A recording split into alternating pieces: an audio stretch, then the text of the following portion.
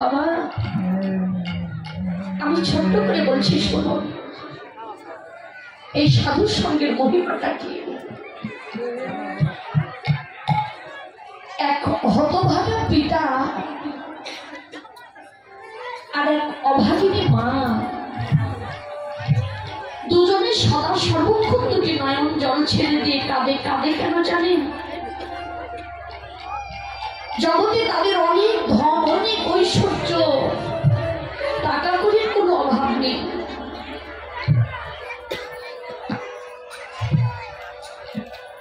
অভাব কিসের জানেন? অভাব হচ্ছে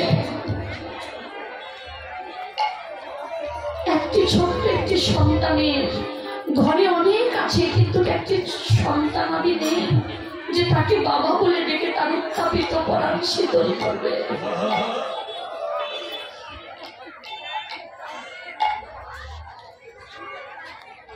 ওই অভাগা পিতা আর মাতা করলেন কি, যমুনার কূলে বসে দেবাদিদেব মহাদেবের শরণাপন্ন হলেন। কেননা দেবাদিদেব দেবতাদেরও দেবতা, সে হলো একটু সরল স্বভাবের। কোন ভক্ত তাকে যদি ভক্তি ভরে ডাকার মতো ডাকে বাবা, ওই ভক্তকে কিন্তু সে বর দিয়ে দেয়, দেয় না মা? তা না বলে এত ওষুধ কখনো কি কারো কাছে বর পেয়েছে? শুধু দেবাদিদেবী তাদেরকে বর দিয়েছে। করলেন কি,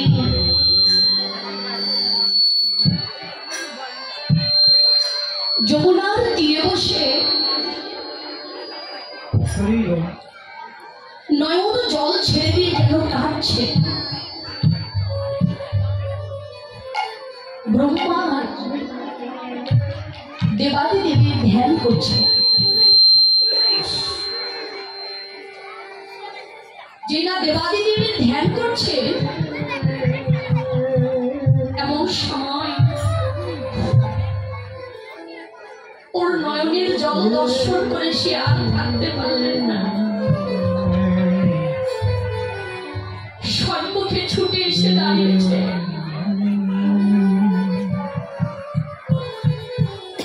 দাঁড়িয়ে বলছে, হে ভক্ত, তুমি কি আমার কাছে কিছু চাও? বলছে, হ্যাঁ প্রভু, আমি তোমার কাছে কিছু চাই। এ জগতে আমি তোমার কাছে ধন চাই না, ঐশ্বর্য চাই না, আমি তোমার কাছে একটি সন্তানের বর চাই। বলেছে তথাস্তু। একটি সন্তানের বর দিলাম, কিন্তু শোনো, এই সন্তানকে তোমার জন্ম নেবে, কিন্তু বাবা এই সন্তানকে বাঁচবে 5 বছর। 5 বছর পর তোমার এই সন্তানটি আর থাকবে না। পিতামাতা বলছে, আগে দাও তো প্রভু, আগে তুমি সন্তানের বরটা দাও। যেই না বর দিলে যে বাঁচবে কিন্তু 5 বছর, 5 বছর পর আর বাঁচবে না।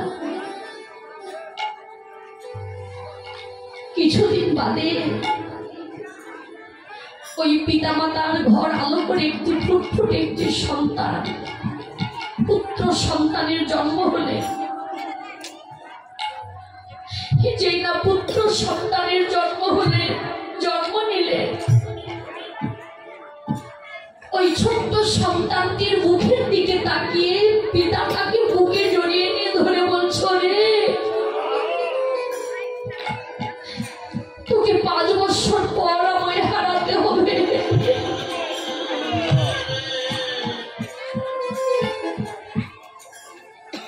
আমি কেন এই পরে কেন আমি মাথা পেতে গেলাম? সন্তানটিকে বুকে জড়িয়ে নিয়ে পিতা মাতা নয়ন জল ছেড়ে দিয়ে কাঁদে।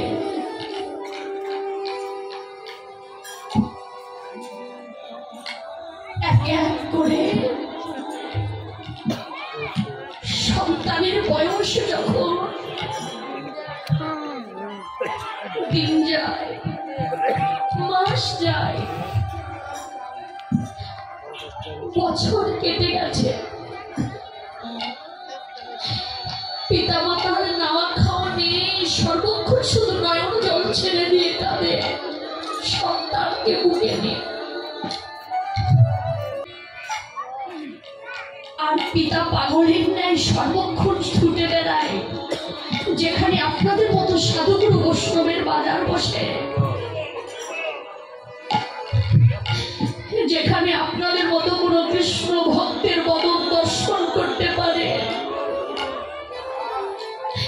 পিতা ভক্তের চরণ ধুলার পরে যেন সর্বক্ষণ যেন গড়াগড়ি।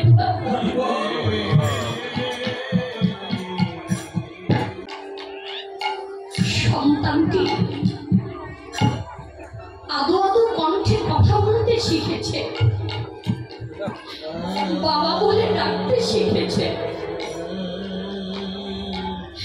গুটি গুটি পায়ে ধীরে ধীরে করে একটু হাঁটতে শিখেছে।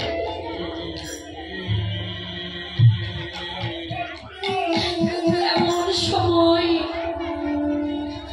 পিতা পাগলের ন্যায় কেঁদে বেড়ায়, শুধু একটি বিধান চাইতে, কি করে আমার সন্তানকে আমি বাঁচাবো, কি করে আমার সন্তানকে আমি ফেরাবো।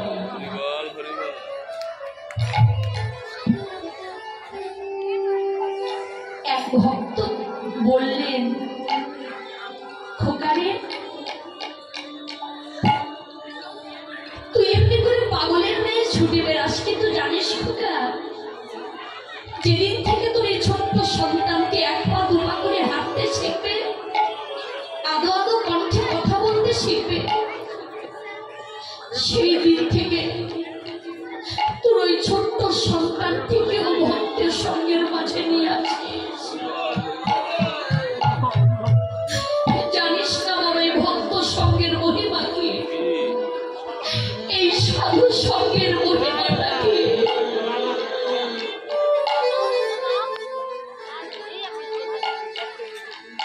ভক্তের চরণ ধুলির মহিমাটা কি গো মা। যেই এক পা দু পা করে হাঁটতে শিখেছে, ওই সন্তানটি ভক্তের চরণ ধুলি অঙ্গে মাখে, ভক্তের চরণ ধুলায় গড়াগড়ি। 1 বছর 2 বছর 3 বছর কেটে গেছে ভক্তের চরণ ধুলি মাখে, দিন নেই রাত নেই এই সাধু সঙ্গ ভক্তের সঙ্গ করে।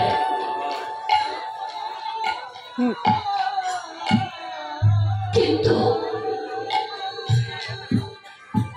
5 বছর পূর্বে আর রয়েছে 3 দিন বাকি।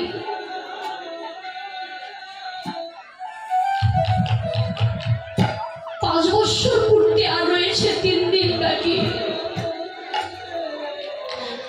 ওই ছোট্ট সন্তানটিকে ব্রহ্ম মুহূর্তে স্নান করে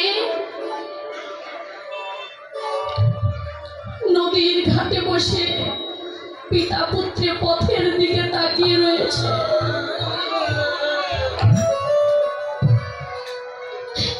দেখতে পেলেন আজকে কোনো ভক্তের বদন দর্শন করতে পারলেন না, আর ভক্তের চরণ ধরিও তারা অঙ্গে মাখতে পারলেন না।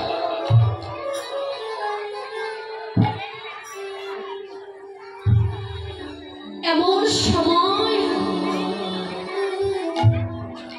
ছোট্ট সন্তানটিকে বুকে জড়িয়ে নিয়ে বলছে, খোকা রে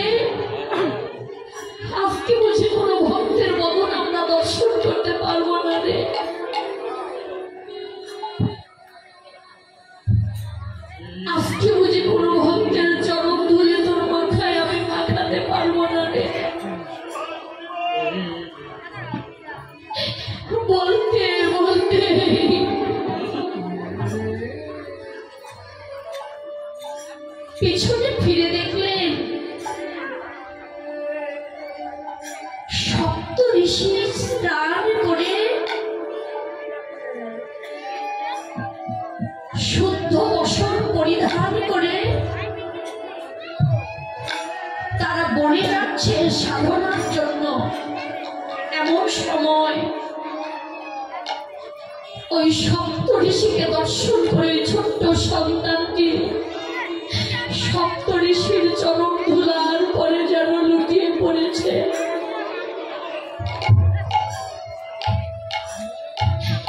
সপ্ত ঋষি ওই ছোট্ট সন্তানের ভক্তি দেখে মাথায় হাত দিয়ে তাকে আশীর্বাদ করলেন, খোকারে শত বৎসর বেঁচে থাক,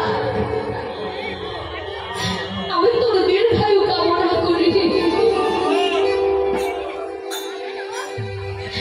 না জানি তোর কোন মায়ের সন্তান, কোন পিতার সন্তান, তোর অন্তরে এত ভক্তি রে খোকা। এবার পিতা ঘর থেকে ছুটে এসে বলছে, ঋষিবর আমার এই সন্তানের আশীর্বাদ আপনারা ফিরিয়ে দিন। এই আশীর্বাদ আমার দরকার নেই, ও বাঁচবে না, ও মাত্র আর 2 দিন বাঁচবে।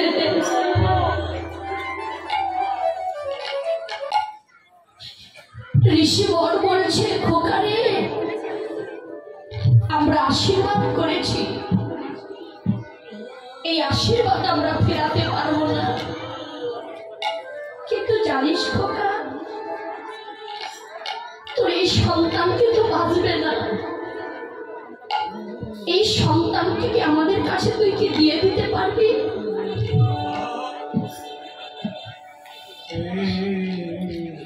বুকে পাথর চাপা দিয়ে পিতা বললেন, নিয়ে যাও ওকে, ও তো বাঁচবেই না।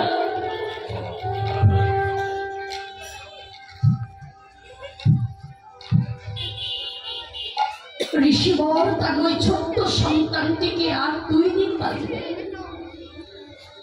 ওই ছোট্ট সন্তানটিকে নিয়ে তারা চললেন। সন্তানটিকে শিখিয়ে দিলেন, খোকারে আমরা এই সপ্ত ঋষি আমরা যাবো কোথায় জানিস বাবা? এখন আমরা যাব ব্রহ্মার কাছে। ব্রহ্মার কাছে গিয়ে আমরা সপ্ত ঋষি আগে প্রণাম করব, তারপর তুই প্রণাম করবি। ব্রহ্মার কাছে গেলেন, ব্রহ্মার কাছে গিয়ে সপ্ত ঋষি প্রণাম করলেন। তারপর ওই ছোট্ট সন্তানটি ব্রহ্মার চরণে পড়েছে। ওর ভক্তি দেখে ব্রহ্মাও তাকে আশীর্বাদ করেছে, তুই 100 বৎসর বেঁচে থাক।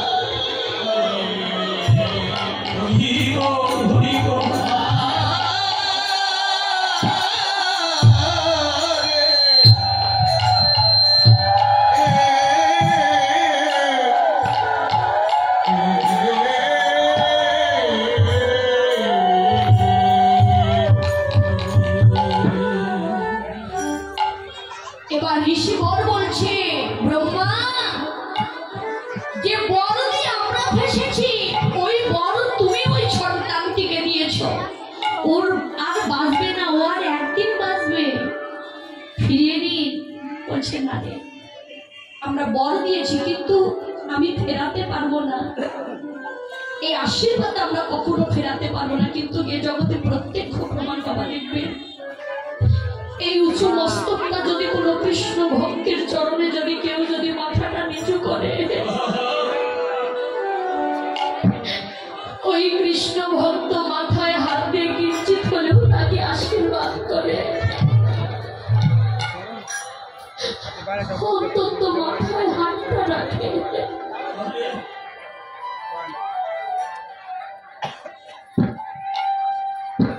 করলেন কি?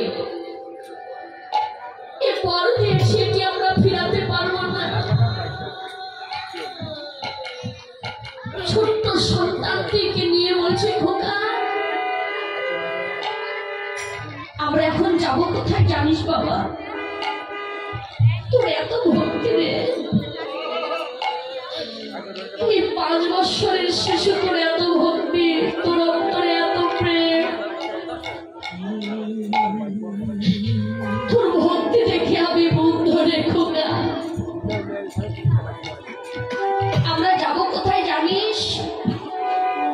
দেবতাদেরও দেবতা দেবাদিদেব মহাদেবের কাছে।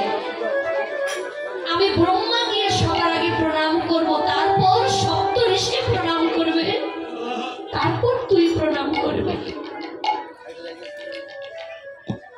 ব্রহ্মা দেবাদিদেব মহাদেবকে করজোড়ে প্রণাম করলেন। সপ্ত ঋষি দেবাদিদেব মহাদেবের চরণে প্রণাম করলেন।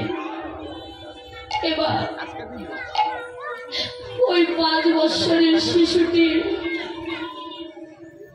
মহাদেবের চরণে, যেই না চরণে লুটে পড়েছে, এখনো উঠতে পারেনি। এমন সময় দাঁড়িয়েছে, যমরাজ দাঁড়িয়ে রয়েছে, বলছে মহাদেব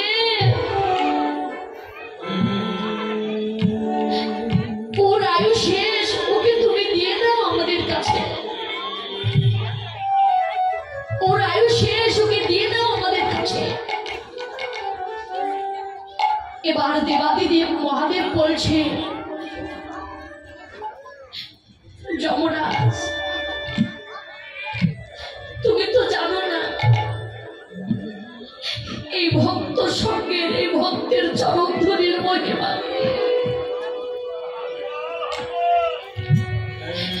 কোন কৃষ্ণ ভক্ত যদি হেলায় শ্রদ্ধায় ভুল করেও যদি ভক্তের চরণে গিয়ে যদি আশ্রয় নেয়, সে অনেক বিপদ হইতে মুক্তি পায়। তাই মানে এই হাত গুটিয়ে বসে না থেকে এই ভক্ত সঙ্গের, এই সাধু সঙ্গের যে কত না মহিমা,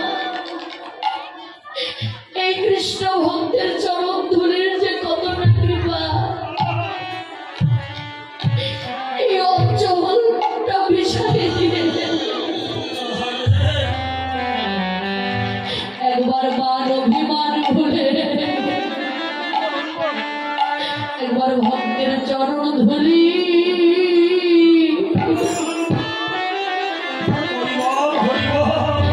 বৈষ্ণব ধুলি